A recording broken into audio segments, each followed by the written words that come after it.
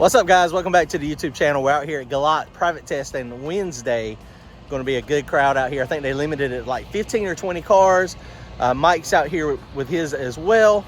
I may break this up into two separate videos, so maybe one with Randy and one with Mike's, or I guess I may just keep it all together. It just depends on how everything goes. I appreciate y'all joining along, watching the channel. Check this out, guys. It's gonna be a great day of testing. We're gonna try to go super fast with Randy's, and hopefully with Mike's. He's still got the little blower on it. The other blower is coming back from ProCharger in the next week or so. Actually, he's probably going to get it the end of this week. So today will be good testing for that one. Let's see how fast it can go with the little blower with Pete Harold working on. Comment, like, and subscribe if y'all want to support the channel. Head on over to turbojohnracing.com. Grab yourself some hats and t-shirts. Appreciate it, guys. All right, guys, so Mike's already got his warmed up over here. So he's about to, I don't think you got, what you got to do to yours today? Is there anything you got to do to it? Check the shock settings, set the travel limiters, and see where the two-step is set and ride them. Because you were radial, you were at 710 last time it was out with the bigger blower. Went on 113 60 foot. Yep. So we'll see what it does today. Randy's, Brian and Randy have got everything done on his, with the exception of two things. We've got to check the transmission fluid, and we got to verify timing again. So once we verify timing, it should be good to go. If you want to see the data, you're going to have to jump on our Wednesday night lives. That's where we share most of our data. So, you know, it's just one of those things. A lot of people get kind of bent out of shape when you share some of the data on how fast it is. But we're trying to go personal best today. We haven't went out and looked at the track yet. Track is under new management, Josh Peak. So we'll see how he does with his radial prep. Beautiful day. Right now it's probably 60 degrees outside. So getting nice and warm. I think the high today is supposed to be like 70, 75 degrees. So we should have a good day for some testing. Randy, you excited? No. Come on, man. I know he's excited. This beautiful hot rod, they've been putting in work last week. We need to do a spool test, but we got most of it done. We should be good to go. All right, guys, check it out. All right, Joey's climbing under there, setting the shocks. He's got new double adjustable shocks on the back, so hopefully they work a little bit better than the singles. Randy's is almost ready to crank up now. We're fixing to just jacked it up. We know it's low on transmission fluid, so they're getting all that stuff sorted out now. Got the timing light hooked up, so we're going to check the timing.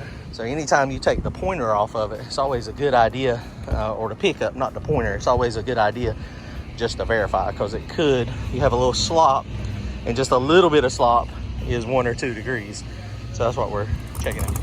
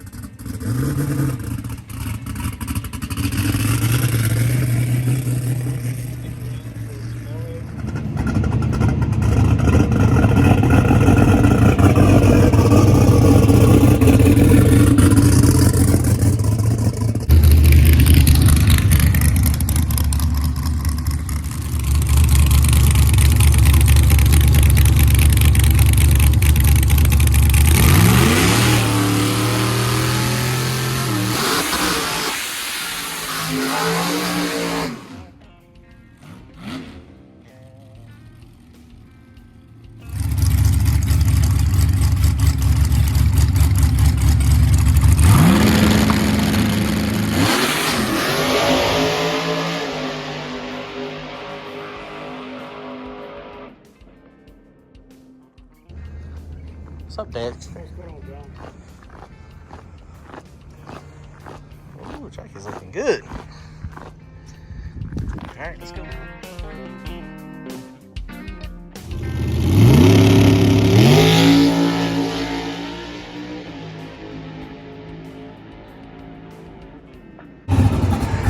All right, guys, here we go.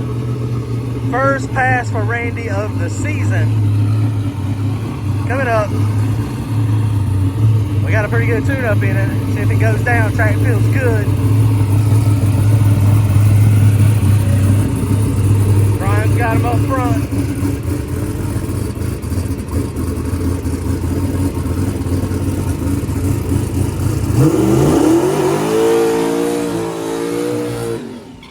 Let's go, baby. Here we go. Here we go. Let's see how this thing works out. How are you, sir? Good seeing you.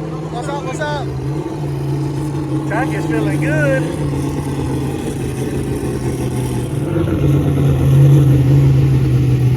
see what this thing does.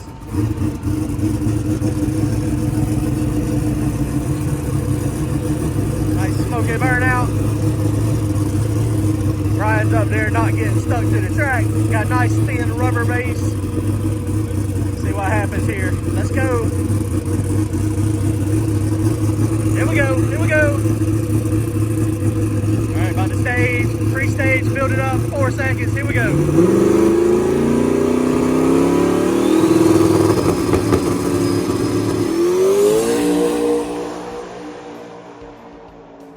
Let's go, baby. Let's go. Hot dog. Went left a little bit out there. That right there was a lick. That should have been a very, very fast pass. Let's go.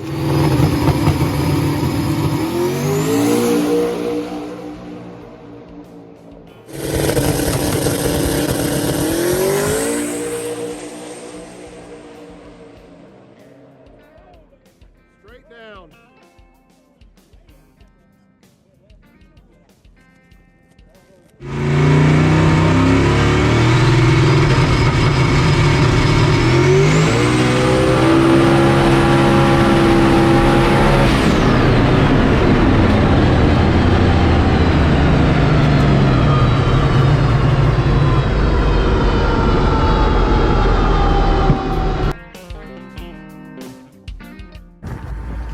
Let's freaking go! That's a good pass.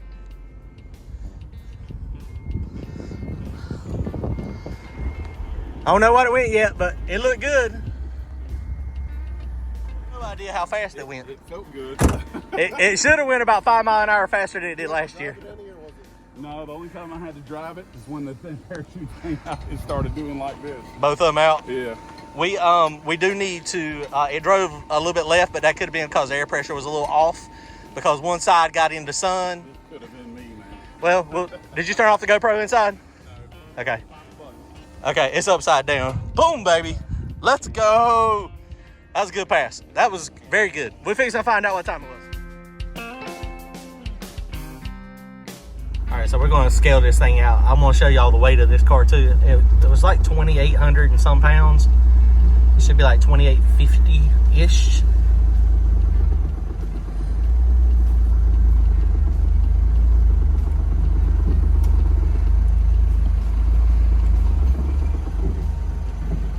All right, so we own the scales there.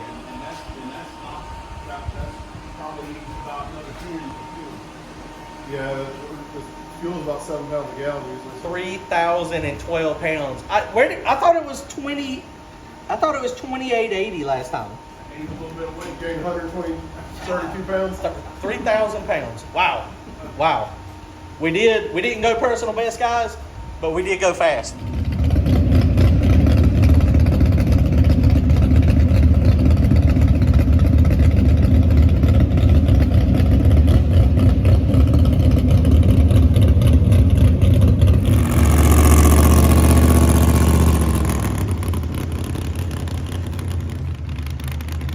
Alright guys, so that pass was not terrible.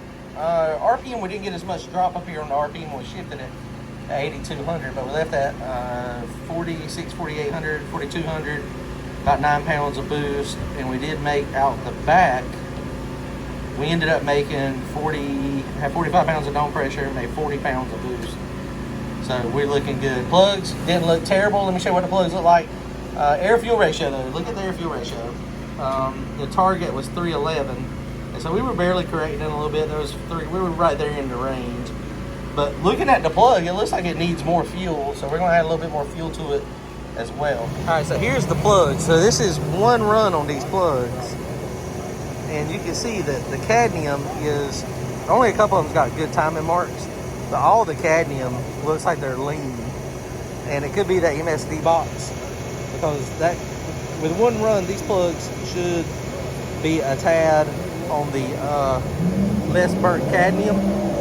It's not burnt down to the threads. That's what you're seeing on those is the anti-seize, but that looks like it's a little lean when you're looking at it. So we're going to fatten it up from 3.1 to 2.930 air fuel ratio. I was flowing 4,400 pounds of fuel. We actually need to do the math is what I need to do. That's what I need to do. If 4,400 pounds of fuel, 3,000 pounds, was that 20, depends on what, we have to do the math for brake specific fuel consumption and see if that's about right. Because our air fuel ratio could be off. I don't think it is, but it could be. But the plugs are the end all be all, right? Because they're the witness in the chamber.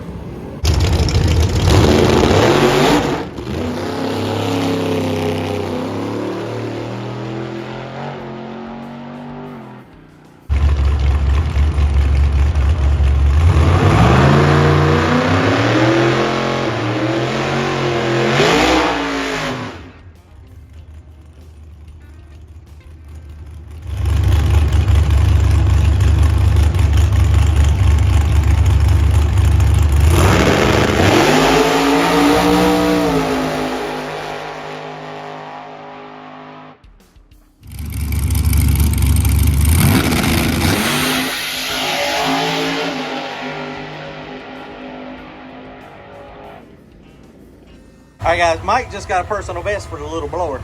It's fast. It's real fast. So, I mean, 103 60 foot. God, it's a rocket. And so the funny thing is, though, look at these plugs out of his. So Pete Harold, he did some tuning on it. These things look great, and it's in. Pete is a tuner, not a tuna like me, and it is actually not. That right there to me is a perfect plug. Right here, that plug right there is perfect. The cadmium is still on there, and it's got a nice timing mark on it. Now what's funny is on the dyno they were having a problem with air fuel ratio. Pete was like, he doesn't believe the air fuel ratio is right, and it was way too fat. And so Mike did a little bit of a change. Azumi is hard to get flow, but now it's got a little pipe down there. And so I thought it was reading correct. Air fuel ratio is reading 3.9. It's saying the target is 3.3. But the plugs look good. So he's trying to get up with Pete now, but it is in open loop. It's not in closed loop. And so I think Josh has got a good idea and just running a good number. So they're going to add like 5% of fuel and see what the air fuel ratio says. If it says still 3.9, then, I mean, it just means the air fuel ratio is not working properly. So how do you get it to work properly? I mean, this is like a carburetor. I mean, if we knew how to make it work right, it would work right. I know. I mean, it's like a carburetor, though, right? I mean, you're dependent. You basically just lose closed loop, which as long as you're doing it right, it doesn't matter. So that's the key thing is, as long as it's right, it's right.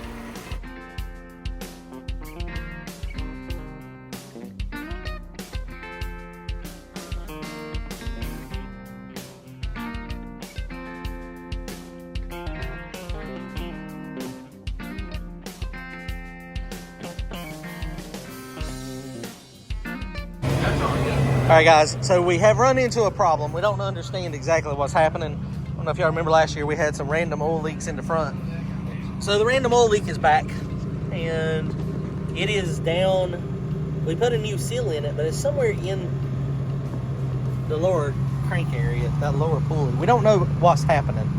Potentially, I don't know, maybe the cover is where it meets up against the block. Maybe there's not a big enough drain back area there. I mean, there shouldn't be oil, a lot of oil on that seal, but for some reason there is. And it don't leak while it's running, but it was leaking when you cut it off, and we thought it had stopped. And I don't know, maybe I messed the seal up when I put it in. Maybe the pulley. I did notice on the lower pulley on the belt, when we had it going back together, the lower pulley was black where it's hardened, but the lower pulley was like the black had wore off. It wasn't grooved though, so I don't know if that's a problem or not. I don't know. They're gonna go put it on the lift, and they're going to take it apart and see if they can figure out what's going on with it, because we got a race in, what's today? Wednesday, Thursday, Friday. So in 2.5 days, we got to be in Piedmont with a car that's not leaking oil. Have you tried Lucas Stop Leak? Yeah, Lucas Stop Leak works. It does. It's miraculous. We can go get some. Also, what would probably work is brake fluid. That might swell the seal. Just kidding. It won't, because it's not rubber. Resort to a bunch of silicone around the crank. Don't think I ain't thought about it. The only problem is the crankshaft. The only problem is the crankshaft spins. So you need to put it on while it's spinning so it can wear itself perfect. It wears itself perfect. So Brian is not looking forward to having to take that apart tomorrow. The oil pan. Brian said he's sick. He's like, I can't make it today, boss. Just getting the oil pan off. That's why not. He's Yeah. Oh yeah. No. Yeah. The oil pan. That's the worst part of the whole thing. The oil pan is that silicone is rough. Now the good thing is about this one though is everything can come off easy. It's got a drip pan on it, so the drip pan goes off under the motor, and the K member. This has got the Outlaw Pro K member, so it's way up here, so nothing is in the way. So literally, he's going to take the oil pan off of it, and I really think what we're going to see is that timing cover is too close to the block, and it's retaining oil somewhere. That's what I think we're going to see. That could be wrong. I mean, I don't know. We'll find out. We're going to fix it. We're going to find out. Kevin, he's got another seal. Kevin said he's looking to see if he's got another lower crank pulley. We don't know if the crank pulley's bad or not. I may have just jumbled up the seal when we put it in there. I don't know. We're going to find out, though. So Mike's going to make a few more passes. We're going to load Randy's up. Courtney's out here. Courtney, did you get springs for yours yet? It literally just notified me they were delivered. Oh, you just got them. So you going to work on it tonight? Oh, he's taking a little break. I have John's Tech Talk Wednesdays. Head over to John's channel when you're on John's channel. Make sure you sign up for a membership. Oh yeah. So you can jump on Tech Talk Wednesday nights. And you know what? See the data log. That's what I was fixing to say. The data log and the time slips. The only time they see the time slips on Randy's car every Wednesday night is when we're doing a Wednesday night Tech Talk. So we'll share that data and see what happens. All right, let's go see. I think Mike's gonna make another couple passes.